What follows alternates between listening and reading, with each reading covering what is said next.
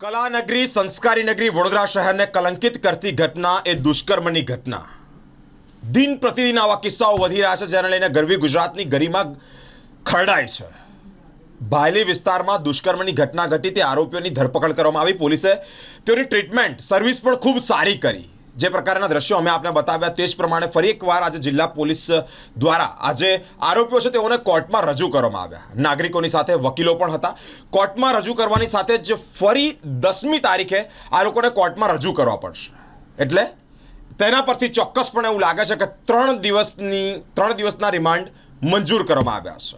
10મી તારીખે ફરી આરોપીઓને કોર્ટમાં રજૂ કરવામાં આવશે.